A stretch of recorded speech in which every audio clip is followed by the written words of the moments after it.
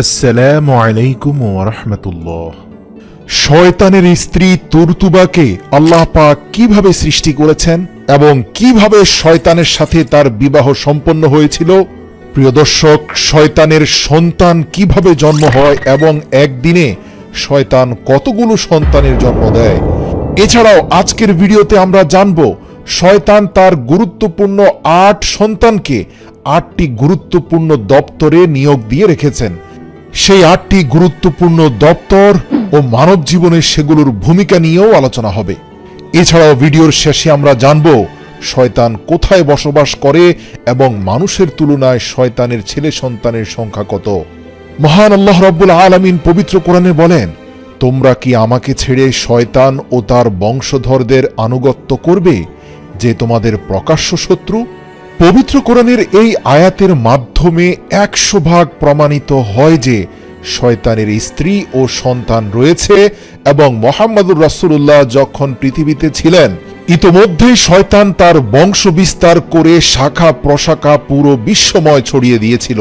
আহলে কিতাব থেকে জানা যায় আল্লাহ তাআলা শয়তানকে বিতাড়িত করার পর এক বিশেষ প্রক্রিয়ায় শয়তানের জীবন সঙ্গিনীকে সৃষ্টি করেন এবং তাদের মধ্য থেকেই শয়তানের বংশ বিস্তার ঘটে। শয়তানের স্ত্রীকে কিভাবে সৃষ্টি করা হয়েছে এ বিষয়ে একটা হাদিস রয়েছে। যখন আল্লাহ তাআলা শয়তানের স্ত্রী ও সন্তানদের সৃষ্টি করার ইচ্ছা করলেন, তখন শয়তানের মধ্যে রাগের উদ্রেক ঘটালেন। ফলে শয়তান প্রচণ্ড রেগে গেল। তখন রাগের অতিশয্যে তার মুখ দিয়ে একটি আগুনের স্ফুলিঙ্গ বের হয়ে আসে। সেই আগুনের স্ফুলিঙ্গ থেকেই তার স্ত্রী তুরতুবাকে সৃষ্টি করা হয়। প্রিয় দর্শক, আহলে কিতাব থেকে জানা যায় মানব জাতির থেকেও কয়েক গুণ দ্রুত শয়তান তার বংশ বিস্তার করে চলেছে। প্রশ্ন আসতে পারে, কিভাবে শয়তান তার বংশ বৃদ্ধি করছে? এ বিষয়ে আরেকটি হাদিস রয়েছে, যেখানে বর্ণনা রয়েছে কিছু শয়তান আছে যাদেরকে মানুষের মতোই জোড়ায় জোড়ায় সৃষ্টি করা হয়েছে। তাদের মধ্যে স্বামী এবং স্ত্রী রয়েছে এবং এই স্বামী এবং স্ত্রী থেকেই সন্তানের জন্ম হয়। দ্বিতীয়ত, আরেক ধরনের শয়তান আল্লাহ সৃষ্টি করেছেন যাদের একটি শরীরের মধ্যেই অর্ধেক অংশ নারী, বাকি অর্ধেক পুরুষ। এরা নিজেরাই সন্তান উৎপাদনে সক্ষম। অন্য আরেকটি বর্ণনা রয়েছে, প্রতিদিন শয়তান থেকে 10টি ডিম বের হয় এবং প্রত্যেক ডিম থেকে অসংখ্য নারী ও পুরুষ শয়তানের জন্ম হয়। প্রিয় দর্শক, আরেকটি রওয়ায়াত থেকে পাওয়া যায় শয়তানের সংখ্যা মানুষের সংখ্যার চেয়ে 9 গুণ বেশি। যখন মানুষের একটি বাচ্চা জন্ম নেয়, তখন শয়তানের 9টি বাচ্চার জন্ম হয়। প্রিয় দর্শক, যেমনি ভাবে সকল মানুষের পিতা হযরত আদম আলাইহিস সালাম, তেমনি ভাবে সকল জিনের পিতা আল-জান নামক জিন এবং সমস্ত শয়তানের পিতা হলো ইবলিস শয়তান। এটা থেকে স্পষ্টত প্রমাণিত হয় যে শয়তান জিনদের অন্তর্ভুক্ত হলেও শয়তান এবং জিনের মধ্যে স্পষ্ট কিছু পার্থক্য রয়েছে। এর মধ্যে সবচেয়ে বড় পার্থক্য হচ্ছে জিন জাতি মরণশীল, অর্থাৎ তারা 1500 থেকে 2000 সর্বোচ্চ 3000 বছর হায়াত পেলেও এই দুনিয়ার বুকেই তারা মৃত্যুবরণ করে। কিন্তু শয়তান কিয়ামত পর্যন্ত জীবিত থাকবে। এমনকি পৃথিবীর শুরু থেকে ইবলিস শয়তানের যত সন্তান জন্মগ্রহণ করেছে আজ পর্যন্ত তারা জীবিত রয়েছে। কিয়ামত পর্যন্ত আল্লাহ পাক তাদেরকে জীবিত রাখবেন। আবার জিনদের মধ্যে কেউ কেউ মুসলমান আর কেউ বিধর্মী, কিন্তু শয়তানদের মধ্যে কেউ মুসলমান নেই। অনুরূপভাবে জিনেরা মৃত্যুবরণ করে এবং তারা মৃত্যুর স্বাদও গ্রহণ করে দুনিয়ার বুকেই কিয়ামতের পূর্বেই, কিন্তু শয়তান এবং তার বংশধরদের মৃত্যু শুধুমাত্র কিয়ামতের পূর্বেই হবে। আহলে কিতাব থেকে জানা যায় কিয়ামতের 40 বছর পূর্বে যখন সূর্য পশ্চিম দিকে উঠবে, তখন আল্লাহ তাআলা ইবলিসকে যন্ত্রণাদায়ক মৃত্যু দিবেন। তখন তার সাথে সাথে সকল শয়তানের সন্তানদের মৃত্যু হবে। শয়তানের মৃত্যুর পর সূর্য পশ্চিম আকাশে 40 বছর স্টে করবে। এরপরে পৃথিবীতে কিয়ামত আসবে। আল্লাহু আকবার। প্রিয় দর্শক, এখন আলোচনা করব শয়তানের নেটওয়ার্ক কিভাবে কাজ করে এবং শয়তান তার সন্তানদেরকে কোথায় কোথায় ডিউটিতে নিযুক্ত করে রেখেছে এবং কিভাবে শয়তানেরা মানুষকে গোমরা করার কাজে ব্যস্ত রয়েছে। বর্ণিত আছে শয়তানের 5 জন প্রসিদ্ধ ছেলে সন্তান রয়েছে। হযরত মুজাহিদ রাহিমাহুল্লাহ বর্ণনা করেন শয়তানের প্রসিদ্ধ ছেলেদের নাম এবং তাদের কাজের বর্ণনা হচ্ছে, প্রথম ছেলের নাম দাম্বুর। তার দায়িত্ব হলো প্রতিটি বাজারে ইবলিশের ঝান্ডা উন্মোচন করা। সে অত্যাধুনিক যত বাজার রয়েছে সেখানে নারীদেরকে প্ররোচিত করে আকর্ষণীয় কাপড় পরে যাওয়ার জন্য, এবং বেগানা পুরুষদেরকেও সেখানে নারীদের প্রতি আসক্ত করে।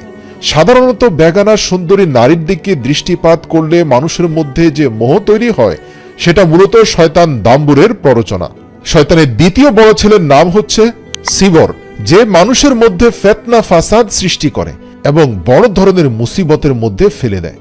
এই যেমন ধরুন, তৃতীয় ব্যক্তির অনুপস্থিতিতে বাকি দুইজন ব্যক্তি তার গীবত করছে, অথবা আলেম ওলামাদের মধ্যে হিংসা বিদ্বেষ তৈরি করে দেওয়া। এই সিবুর সাধারণত আল্লাহওয়ালা বুজুর্গদের পিছনে সময় ব্যয় করে, তাদের আমলের বাঁকে বাঁকে সে পথভ্রষ্টতা ঢুকিয়ে দেয়। এভাবে বহু আলেম সিবুরের প্ররোচনায় পথভ্রষ্ট হয়ে গিয়েছে। শয়তানের তৃতীয় বড় ছেলের নাম হলো আউর। তার দায়িত্ব হলো মুসলমানদের ইবাদতের মধ্যে রিয়া তথা লৌকিকতা তৈরি করে দেওয়া, আর এই কাজে আউর অত্যন্ত সফলতা অর্জন করেছে। আপনি দেখবেন পৃথিবীতে একমাত্র মুসলিম ধর্মাবলম্বীরাই তাদের ইবাদতের কর্মকাণ্ড ফেসবুক স্ট্যাটাসে প্রকাশ করে এবং মানুষকে বলে বেড়ায়। এই যেমন ধরুন, আজ তাহাজ্জুদের সময় উঠে এই দৃশ্য দেখলাম, অথবা বেশ কয়েকদিন ধরে নফল ইবাদত করে যাচ্ছি বা নফল রোজা রাখছি। এভাবে নিজের গোপন নফল ইবাদতগুলো প্রকাশ করার মাধ্যমে মানুষের মধ্যে রিয়ার সৃষ্টি করে। এছাড়াও একে অপরকে নিজের ইবাদতের কথা বলার মাধ্যমে বাকিদের সম্মান এবং মর্যাদা অর্জন করার চেষ্টা করে।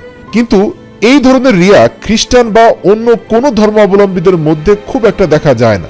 এ দ্বারা বোঝা যায় যে শয়তান আউর শুধুমাত্র মুসলমানদের ইবাদতের মধ্যেই রিয়া তথা লৌকিকতা তৈরি করে।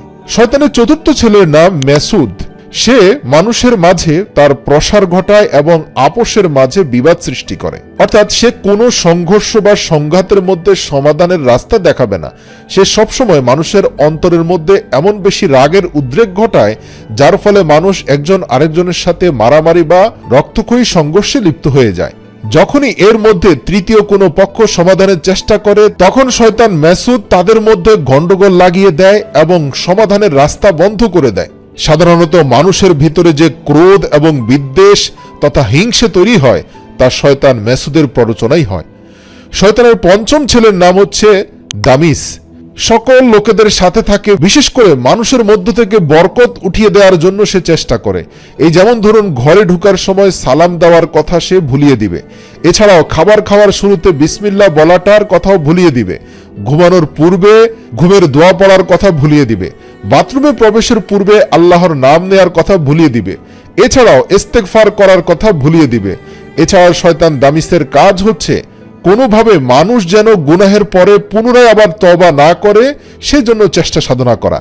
প্রিয় দর্শক, এছাড়াও শয়তানের আরো অনেক ছেলে সন্তান রয়েছে, তারা অসংখ্য গুরুত্বপূর্ণ দপ্তরের কাজে নিয়োজিত। যেভাবে মানব জাতির বংশ বিস্তার ঘটেছে, দেশ উপমহাদেশ মিলিয়ে পৃথিবীতে 700 কোটিরও বেশি মানুষ ছড়িয়েছে, একইভাবে ইবলিসও তার বংশ বিস্তার ঘটিয়ে এই পুরো মানব জাতিকে পথভ্রষ্টতার কাজে কভারেজ দেওয়ার জন্য তার সন্তানদেরকেও ছোট ছোট দল এবং উপদলে বিভক্ত করে বিভিন্ন দায়িত্বে নিয়োজিত করেছে। আর তারা প্রতিনিয়ত মানুষকে গুনাহের মধ্যে লিপ্ত করছে। কোন শয়তান মানুষকে জানার মধ্যে লিপ্ত করছে, তো কেউ মদ পানে লিপ্ত করছে, আবার কেউ গীবতে সহায়তা করছে, আবার কেউ মানুষের মধ্যে হত্যা বা মারামারির মতো সংঘর্ষ বাঁধিয়ে দিচ্ছে। তবে হাদিস থেকে জানা যায়, শয়তান ইবলিস পৃথিবীর বুকে কোনো অনাচারে এতটা খুশি হয় না। শুধুমাত্র একটি অনাচারে সবচেয়ে খুশি হয়, সেটা হচ্ছে স্বামী স্ত্রীর বৈধ সম্পর্কের মধ্যে তালাক করিয়ে দিতে পারলে শয়তান পৃথিবীতে সবচেয়ে বেশি খুশি হয়। কেননা এর ফলে দুটি জীবনের পাশাপাশি কয়েকটি সন্তানের জীবন, দুটি পরিবারের মধ্যে বিদ্বেষ, তথাপি মানুষের অন্তর আত্মা মরে যায়। এজন্য বৈধতা থাকলেও পৃথিবীর বুকে সবচেয়ে অপছন্দনীয় বৈধ কর্ম হচ্ছে তালাক দেয়া। এছাড়াও হাদিস থেকে জানা যায়, এমন একজন শয়তান রয়েছে যে জন্মের পর থেকে মানুষের সাথে লেগে থাকে। তার কাজ হচ্ছে গুরুত্বপূর্ণ অন্যান্য শয়তানদের কাজকে সহজ করে দেওয়া। সেই শয়তানকে হামজাত বলা হয়। সে জন্মের পর থেকে সাথে এসে দাঁড়ায়, মৃত্যু পর্যন্ত সে সাথে থাকে। তবে যে ব্যক্তি প্রতিনিয়ত ইস্তেগফার, সূরা নাস, সূরা ফালাক এবং দিনে অন্তত 2 বার আয়াতুল কুরসি পাঠ করবে, তার উপরে শয়তান হামজাদের কোনো ভূমিকা থাকবে না এবং কোনো ক্ষমতাও থাকবে না। প্রিয় দর্শক, আলোচনা করব শয়তানের ঘর কোথায় এবং শয়তান কি খায়, কোথায় থাকে। ইবলিস সম্পর্কে হাদিসে আছে যে তার আরশ হলো সমুদ্রে এবং সেখানে সে তার সিংহাসন বিছিয়ে আছে। সকল শয়তান প্রতিদিন সেখানে গিয়ে তাদের প্রতিদিনের কারগুজারি শোনায় আমি আজ এই করেছি, আমি আজ অমুক অমুক গুনাহ করিয়েছি, ইত্যাদি ইত্যাদি। শয়তানের ঘর সম্পর্কে অন্য এক বর্ণনায় রয়েছে, শয়তানকে যখন আল্লাহ তাআলা অভিশপ্ত করে বিতাড়িত করেন, তখন বিতাড়িত শয়তান আল্লাহ তাআলার নিকটে আরজি পেশ করলেন, হে আল্লাহ, আপনি আমাকে আপনার দরবার থেকে বের করে দিচ্ছেন, এখন আমার জন্য একটা ঘর নির্ধারণ করে দেন। তখন আল্লাহ তাআলা বললেন, তোমার ঘর হলো প্রত্যেকটি ঘরের ভিতরে টয়লেট, অর্থাৎ বর্তমান জামানার বাথরুম। এরপর সে আল্লাহ তাআলার কাছে আবেদন করলো, আমার জন্য একটা বৈঠকের ব্যবস্থা করে দিন। তখন আল্লাহ তাআলা বললেন, তোমার বৈঠক হলো বাজার এবং রাস্তাঘাট। এরপর শয়তান আবেদন করলো, আমার জন্য খাওয়া দাওয়ার নির্ধারণ করে দিন। তখন আল্লাহ তাআলা বললেন, ওই সকল বস্তু তোমার খাবার যেগুলো খাওয়ার পূর্বে আমার বান্দা আল্লাহর নাম নেয় নাই। এজন্য হাদিসে রয়েছে, যখনই তোমরা খাবার দাবার খাবে তখনই বিসমিল্লাহির রহমানির রহিম বলে খাও। সবচেয়ে সুন্নতি তরিকা হচ্ছে খাবার খাওয়ার পূর্বে বিসমিল্লাহি আলা বারকাতুল্লাহ পড়া। যদি ভুলে যান, খাবারের মধ্যখানে মনে হয়, তাহলে বিসমিল্লাহি আউয়ালাহু আখিরা পড়া। তাহলে শয়তান কোনোভাবে আমাদের খাওয়া দাওয়ায় শরীক হতে পারবে না। এরপর শয়তান আবেদন করলো, হে আল্লাহ, আমার পান করার বস্তু নির্ধারণ করে দিন। তখন আল্লাহ তাআলা বললেন, প্রত্যেক নেশা জাতীয় জিনিস তোমার পান করার বস্তু। এরপর শয়তান আবেদন করলো, আমার দিকে মানুষকে আহ্বান করার পদ্ধতি নির্ধারণ করে দিন। তখন আল্লাহ তাআলা বললেন, তোমার প্রতি মানুষকে আহ্বান করার পদ্ধতি হলো অশ্লীল গান বাজনা। তারপর শয়তান আবেদন করলো, আমাকে একটা কিতাব দিন। তখন আল্লাহ তাআলা বললেন, খারাপ কবিতা এবং চটি গল্প তোমার কিতাব, অশ্লীল বাক্য, অশ্লীল স্ট্যাটাস হচ্ছে তোমার স্লোগান। শয়তান আবেদন করলো, আমার জন্য কোনো কালাম নির্ধারণ করে দিন। আল্লাহ তাআলা বললেন, মিথ্যা হলো তোমার কালাম। পৃথিবীর সবচেয়ে ভয়ঙ্কর অপরাধ, যেই অপরাধ মানুষ করলে আল্লাহ পাকের অভিশাপে লিপ্ত হয়, তা হচ্ছে মিথ্যা। সুতরাং এটা দিয়েই তুমি তোমার জাল বিস্তার করবে। আজকে আমাদের দেশে খাদ্যদ্রব্যে ভেজাল, ওয়াদা ভঙ্গ করার প্রবণতা, ধোঁকাবাজি, প্রতারণা, এই সবই কিন্তু মিথ্যার চূড়ান্ত পরিণতি। শয়তান বলল, মানব জাতির মধ্যে আমাদের এমন কোনো অস্ত্র নির্ধারণ করে দিন যা ব্যবহার করে আমরা খুব সহজে অন্যদেরকে ফাঁদে ফেলতে পারবো। তখন আল্লাহ বললেন, অকৃতজ্ঞ এবং লোভী নারীরাই হলো তোমাদের ফাঁদ। প্রিয় দর্শক, হাদিস থেকে আমরা জানতে পারি শয়তান আমাদেরকে কিভাবে গোমরাহ করে এবং শয়তানের খারাপি থেকে বাঁচার জন্য কোন সব বিষয় থেকে আমাদের বেঁচে থাকা জরুরি। আসুন দুই হাত তুলে রব্বুল আলামিনের দরবারে আজ থেকে আমরা প্রতিজ্ঞা করি, আমরা রাসূল সাল্লাল্লাহু আলাইহি ওয়াসাল্লামের তরিকার উপরে শক্তপোক্তভাবে দাঁড়িয়ে যাব। কোনোভাবেই শয়তানকে নিজেদের হৃদয়ে আশ্রয় প্রশ্রয় দিব না, ইনশাআল্লাহ।